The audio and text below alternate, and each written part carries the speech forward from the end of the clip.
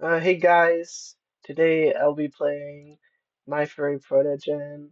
So, sorry if I sound like a bit too tired, because I've only gotten 2 hours of sleep, which kind of sucks. So, I guess I'm just gonna start. My name, I'll just do the username. Oh, I was not expecting that. Okay. The rising sun hit me right in the face as soon as its rays splashed through a crack in the window curtains, which was so inopportunely located right above my bed. I barely restrained myself from letting out a miserable groan and tried to turn over, hiding my face in the pillow to sleep off as much as I could.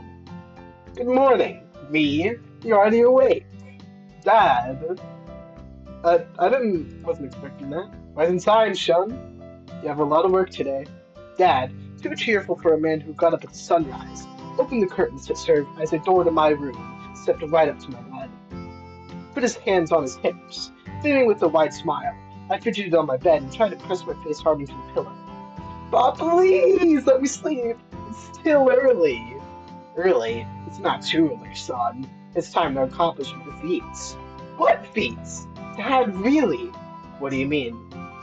You every day, son. It's a defeat for our entire community. Hope the music's not too loud. Come on, get up. I'm in agreement with Stefan. He promised to sell you the best outfit for your birthday for free. Oh, is the Protogen going to be a birthday gift? You're going to do as a gift. Can you believe it? Without hiding the sarcastic notes in my voice, I took it from under the blanket. It's unbelievable, an act of outstanding generosity. Told him the same thing. Stefan is the best tailor in our village. A truly gifted man, as if the mother of heaven herself kissed him on his hands. So get up soon. Your mom has already made breakfast. You don't want to be late, do you? Stefan is a busy man. He won't have time later. Although, of course, we'll definitely have time for our chosen one. Fred smiled at me affectionately, patted me on the top of my head, peeking out from under the blanket, and went to the window to throw open the curtains. I grimaced and sighed heavily, but didn't say anything. It was better to accept my fate than to start an argument for the 100th time, for which I had no strength in the morning. So true. After almost 20 years of this, I had no strength left to argue, no matter how much my head ached any time I heard the chosen one stuff. It stuck to me like a stigma when I was 3 years old, and little had changed since then. The day when my fate was predetermined by the gods. To be precise, one god, who according to legends, is the younger brother of the mother of heaven named Lit, I remembered for the rest of my life. Which is strange, because at that time I was no more than 3 years old. Yeah? Maybe these false memories that I invented for myself were listening to my parents' stories of this wonderful day throughout my childhood. But it didn't matter whether these were false or not. All that mattered were the blurry pictures stuck in my head. It was the flame of the bonfire, at which a solemn birthday celebration of all the village children born in this day took place. It just coincided with the end of the year, when the settlement of Northern Valley was harvesting. It was the singing of our school choir goals, the smell of freshly brewed birdberry juice. Honestly, I'm only taking in 20% of this information. I'm too tired, I'm just reading. The elders came to give the usual instructions to the younger generation, and at that moment, one of them informed us all, that he had a vision. I don't know what's going on at all. I'm not retaining any of this information. He had seen Liz. Who's Liz? No, they're like the sun, right? It's like the god stuff, I don't know. Who, in the form of a starbird, descended to him from the sky and told him that I, a 3-year-old child, the son of his simple father, carried a great destiny. According to the elder, how does the protogen fit into all of this? What is this? How is the protogen the god? According to the elder, in the future I would become the head of the community. I would lead the village to prosperity and save it from destruction. In a drink.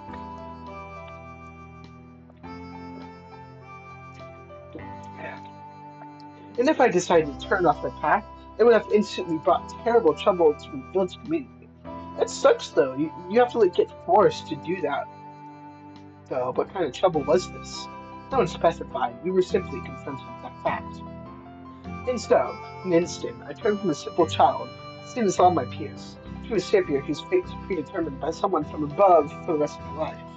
In my opinion, the elder story about Lind took the form of a starbird, was strange, did not inspire confidence, but the villagers thought otherwise.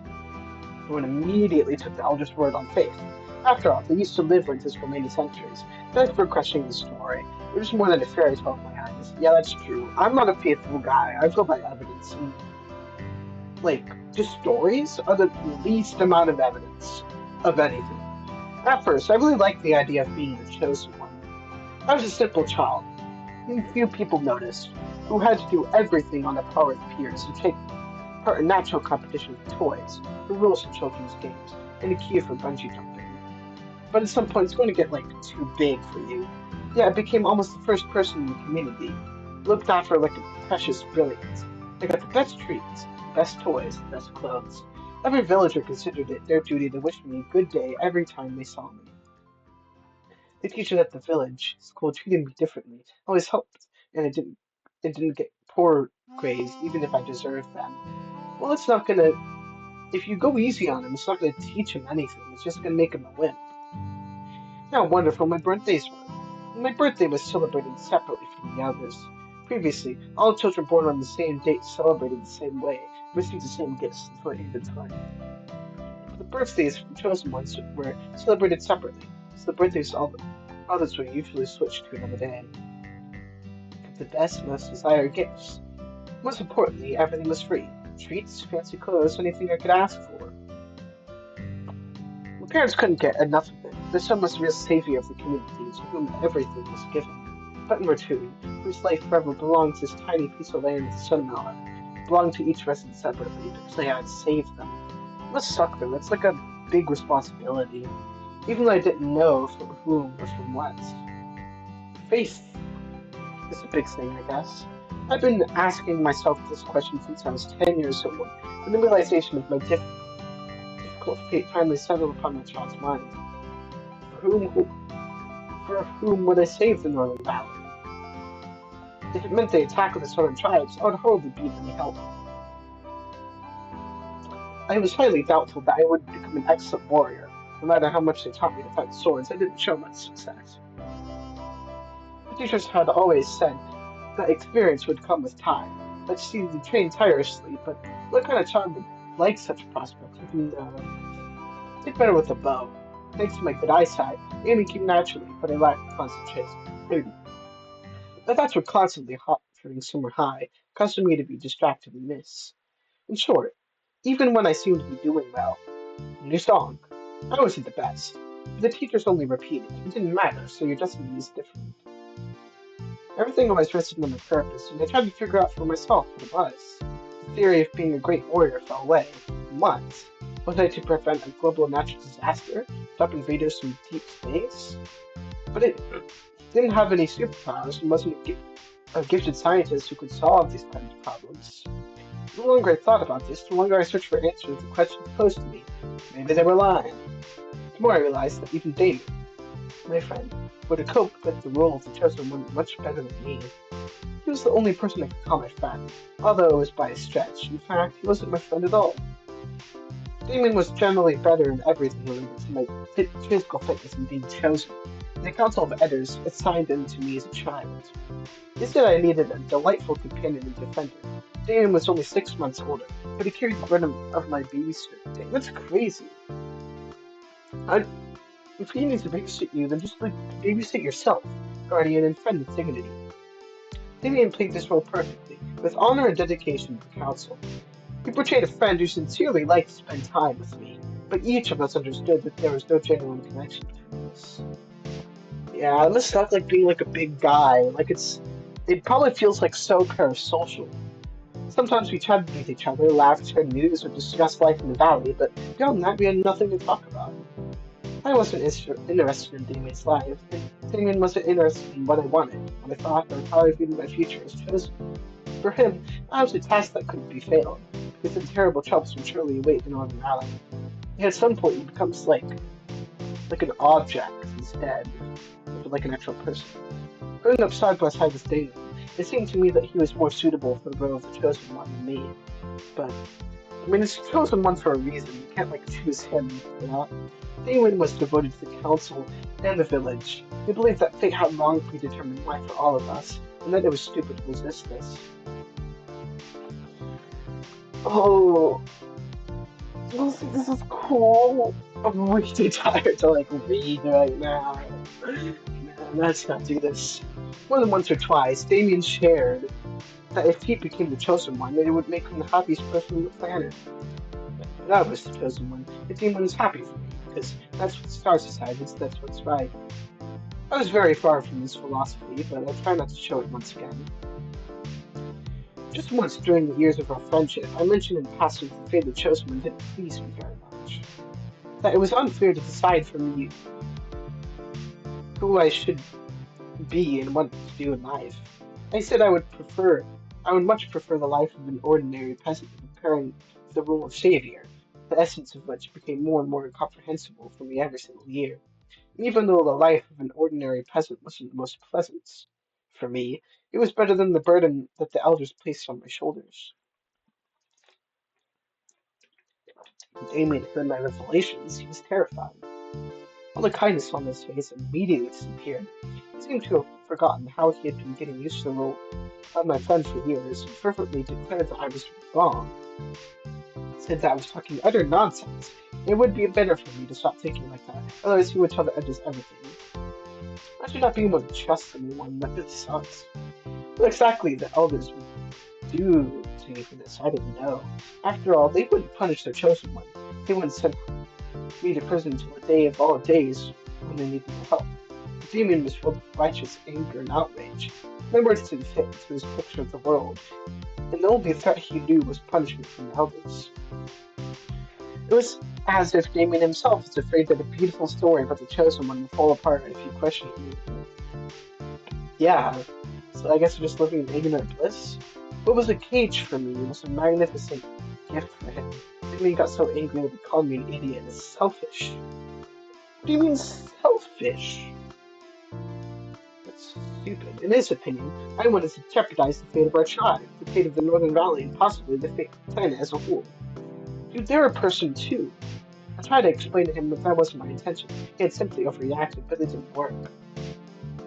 Damien thought that since I was dissatisfied with my position, it meant that the fate of the village was indifferent to me.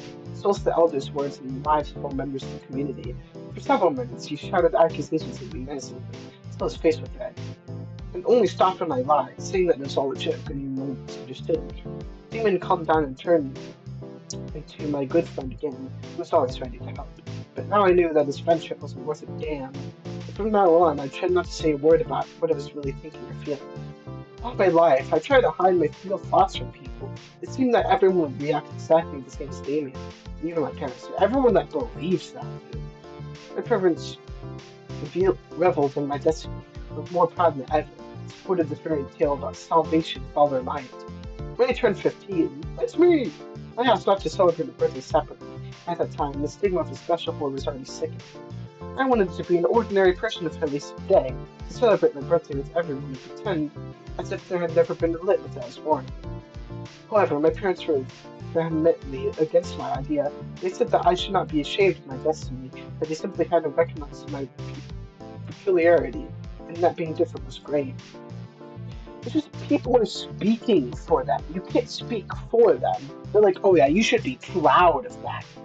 You should not argue. You should not do this or that. But what was great about it, I had no friends and hobbies.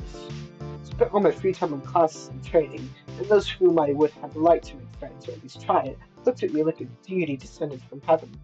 I saw myself as a small animal in a cage. They even fed me in a certain way. Since childhood, my parents put me on a strict diet, which only included the most healthy products. All because the chosen one should have excellent health. No treats, no sweets. My parents also dressed me accordingly to the advice of the elders, clothing me with best quality clothes. Each set was blazoned with a coat of arms in the valley on the chest, a palm print closing the circle, a symbol of unity. The elders controlled what I read. This in 1984, literally, told me how to behave, where to go. After all, the chosen one could simply couldn't set a bad example of residents of the community. All the children wanted to be like me, pointing their fingers at me and slying admirably when I passed by. No one treated me as an equal. I couldn't explain to anyone what it was like to be an outcast. I couldn't share my true feelings because people would just call me a selfish bastard. Gradually, I became a stranger in my native village. That was how I lived, without the ability to decide something for myself, without the ability to wake up in the morning when I want, eat when I want, or say what I see fit. Each of my days passed identical to the previous one, starting with an early rise, then breakfast, exercise with Damien, classes with teachers and mentors, then workout with Damien. Evening, I had to walk through the village, kind of ritual that the elders also came up with, and homework and finally sleep. I wouldn't wish such a life on anyone. Me! Cool guy 2003! Get up quickly! Your breakfast will be cold soon. My mother's voice came from the kitchen, and as enthusiastic as my father's. I took a deep breath, looked at the ceiling one last time, and got out of bed. I dressed into pre-prepared clothes and went out to the parents in the kitchen. Mom and Dad were talking about something at the table, smiling at each other. I sat opposite them, and frowning like a stormy cloud, began to eat. And then I realized that in the future, I would even be deprived of the loving, happy family of my own. My mom and dad were truly in love with each other and lived their whole 20 years of marriage in perfect harmony. They never quarreled, never cheated on each other, never showed that anything was wrong with the family. They looked at each other with such warmth in their eyes and it hurt me. They were happy, but what would happen to me? But I don't care about them really, as a person. Not a single girl in the sentiment was a match for me. Wait, so then do I match with the Protogen? Solely because each of them only tried to please the chosen one. Each of them saw in me only my destiny, not the real me. Several times I tried to invite girls I knew on a date. Every time it turned into some kind of farce, a parade of fake smiles and attempts to please. I saw that I was only of interest to them, not as a person, but as a savior. And it was very insulting, because I wasn't a freak whose entire personality revolved about being chosen, something else behind a soul. Yeah, I kind of get that. I really do. I get that, sentiment. Tried to be interesting, was always able to keep up a conversation, made compliments, but girls never treated the dates with any semblance of normalcy, as if I was an ordinary guy who invited them. They constantly repeated what an honor it was to go on a date with the chosen one. It took only a single time that forever discouraged me from inviting local girls on dates. At one of the fishing season's opening celebrations, I noticed a pretty sweet girl who was talking about something with friends. It kind of sucks how people's beliefs get better than they don't see him as a person, just literally just a god, and that he's just a normal person.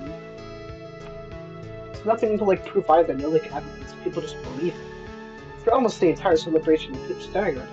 She was miraculously beautiful, long blonde hair gathered in a braid, and blue dress, a smile on her lips. At the end of all the day, I plucked up some courage and approached her to get acquainted. Of course, she already knew who I was, but as soon as I clung closer, she lowered her gaze, and the smile faded from her face. I offered to meet her the next day if she wasn't busy, and I immediately saw, just by looking at her, that she didn't want to. She bit her lip and replied uncertainly, well, I don't know. And at that moment, her friends standing nearby, who had been looking at me with admiration, burned with outrage. How dare she refuse someone like him? This was someone called her on a date, she dared to refuse. Other villagers sitting nearby immediately picked up on their moods, repeating the news of this outrage. Oh my gosh. The girl's friend insisted she couldn't refuse the chosen one, that I was the savior, and since I invited you, she had to say yes. The girl didn't really want to go anywhere with me, no matter how sad I was to admit it. But under the pressure of a small crowd, who began to shame her for her ignorance, almost with tears in her eyes, she agreed. It was at this moment I realized that I would definitely not invite girls anywhere else, in order to spare them from any public judgment they might receive by simply interacting with me. And although I could take advantage of the situation, take advantage of the power that was granted for me for some reason, it wasn't in my nature. I felt somehow disgusted with myself and the crowd. Well, it's not your fault. It's really just the crowd. I felt offended on the girl's behalf. I assured her that everything was fine and we could just walk around the village.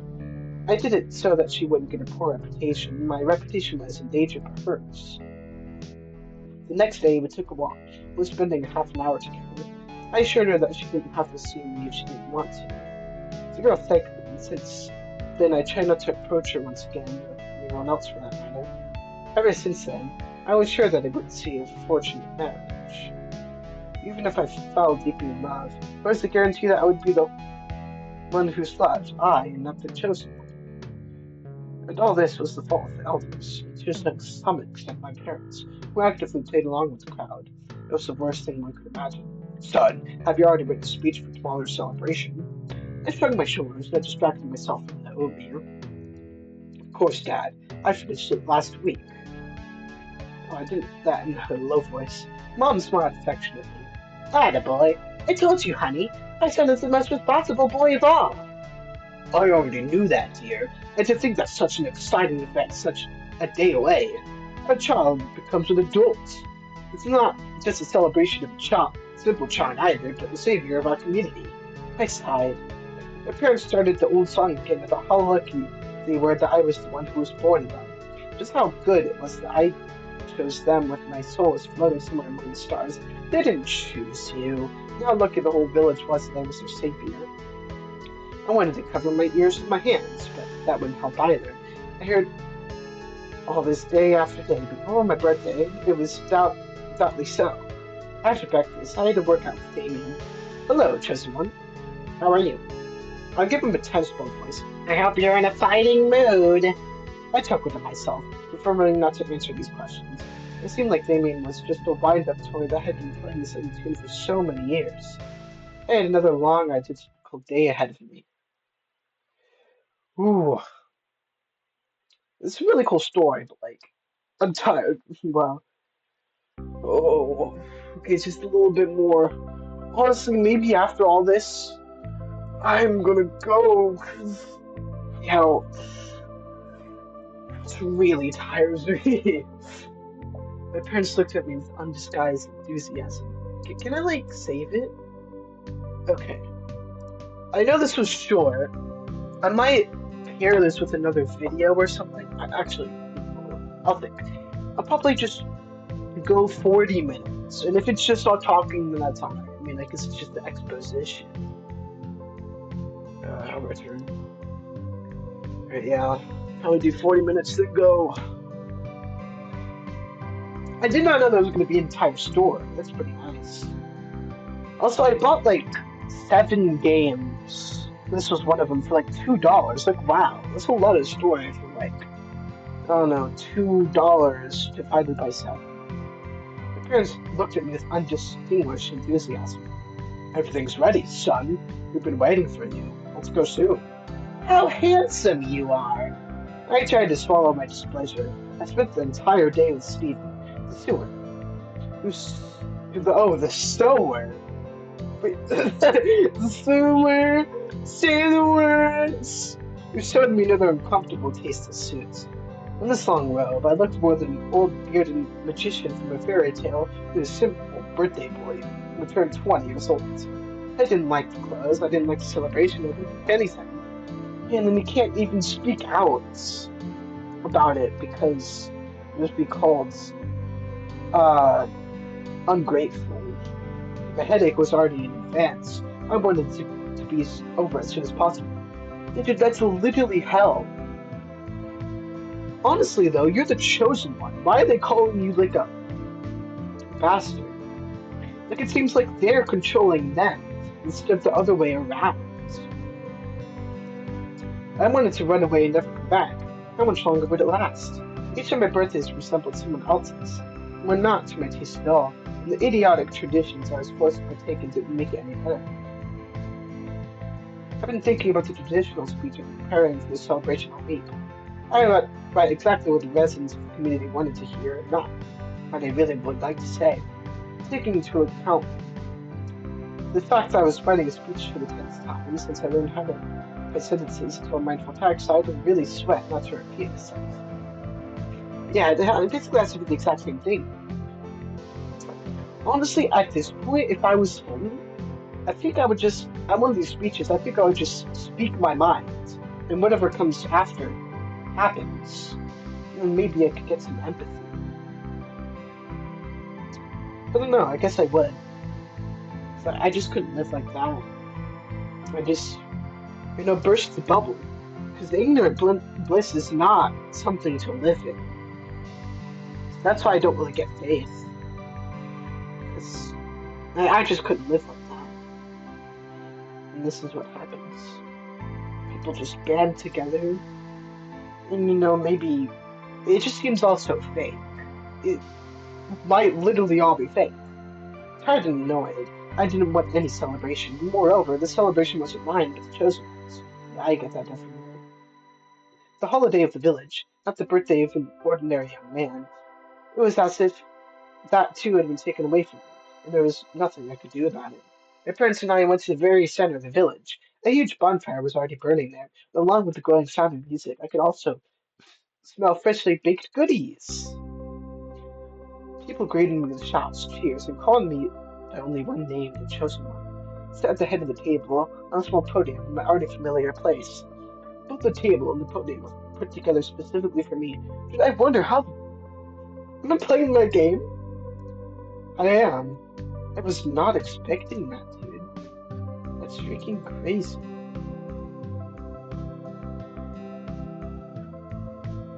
It's really crazy.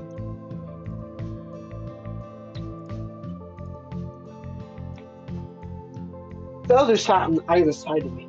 But what is the Protogen going to come into the story? Like, it's definitely going to fit, but I'm having trouble, trying to, come up with it. Like, how? Will it be like a birthday present? Like, here's a Protogen. I don't know you like furries or something like that. And on the very edge of the long table were my parents, as if they were less important than my elders. Dang. The wisest and most revered elder of the council rose from his seat with a glass of wine in his hands.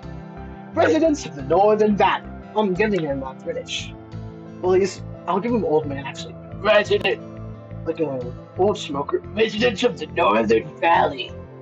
Like a kind of a knife voice, but older. Today we celebrate a great event. Our chosen one turns 20 years old. The boy who came to our planet 2 decades ago and stayed among us. To become our salvation and grown into a wonderful young man. It sounds like he's like an alien, like a boy who came to our planet. It sounds like an alien. The day when he will become the ruler of the Northern Valley and decide our fate is inexorably approaching. It's only a few months away. And today we'll be happy to welcome a new, significant chapter in my life. Hurrah! The crowd. Yeah, that voice hurts my throat, actually. The whole village, seated at tables around the bonfire, shouted, responding to an odd-sync hurrah. I tried to squeeze out a smile, but without much success. I didn't like anything that was happening at all.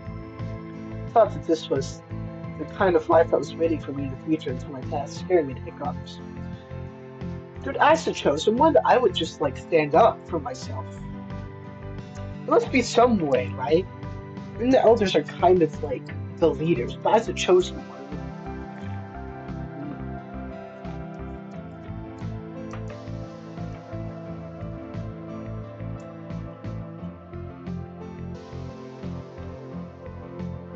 would every birthday be like this? And if they really made me ruler, what then? It wasn't what I'd wanted all my life. It wasn't what I dreamed of. Now the chosen one will address you with a speech.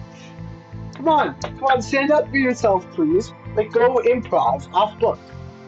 I raised my head, distracted from my thoughts. There's a dead silence around the fire. Everyone was waiting for what I would say, and my heart sank at the thought of my many expectations. I got up and looked around the crowd. My fingers were clutching a glass of wine. I tried to remember my speech. Thanks to everyone who came today to celebrate my birthday. It is a great honor for me to see your joyful faces. I have turned 20 years old, and this means that I will have ceased to be a child, that I have grown into an adult with a whole life ahead of me. Every birthday I talked about how glad and grateful I am that fate chose me, what an honor it is to be your hope. I fell silent. My heart was racing wildly in my chest. Sweat stood out on my temples. All around, all these people were looking at me, waiting for me to say something. They were waiting to hear all the things I'd already repeated with different words many times. I think that's just stupid. For them, I was a myth come to life. An unreal person, not like them. funny little animal in a golden cage. And at that moment, I finally realized and accepted that more than anything in the world, I didn't want to remain that as a trapped animal for the rest of my days. Please, please say something about it. But today, I won't be telling you how honored I am because I lied. I've grown, changed. Oh yeah, beats. Could literally club music. Today, I want to tell each of you, and myself most of all, to choose your own destiny. There's no divine intervention, no predestination. These are just fairy tales to make the fear of life go away. But if you take your life in your own hands, it won't be scary. I want to tell you, each of you, to be yourself, not what you were ordered or destined to be. Fate was invented by us, people, and you believed in it with all your heart. But it's time to wake up. It's time to give it up. Dude, I could not live in a place like that. Be yourself. It's the Germa. It's Wednesday. Don't forget to be yourself.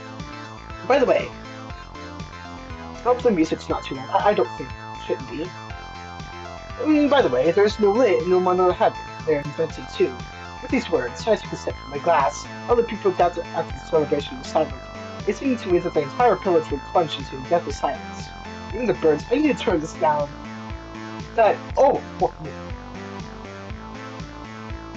What was that?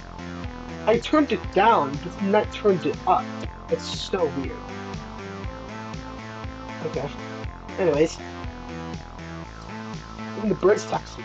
The elders looked at me in utter shock, just like all the residents of the valley. I probably would have done that a bit better.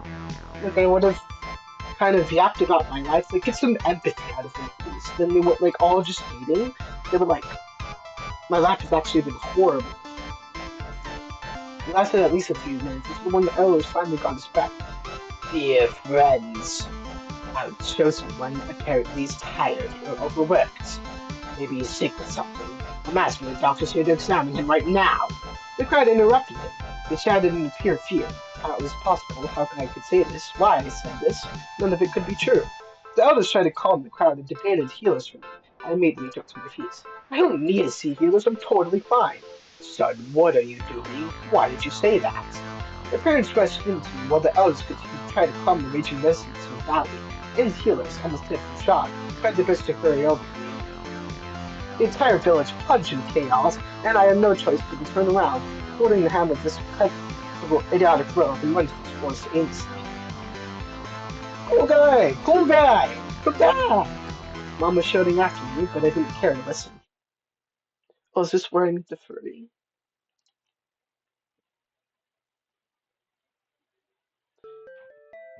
Okay, well, I need to go right now. It's a lot of exposition, actually. I wasn't expecting a story, but I don't hate it. Sorry this episode was kind of just exposition, but no, it's a story game, I guess. I'll see you in the next episode. I'll definitely play some more of this soon. Maybe in a few weeks, few days, whatever goes on. I'll see you. Bye.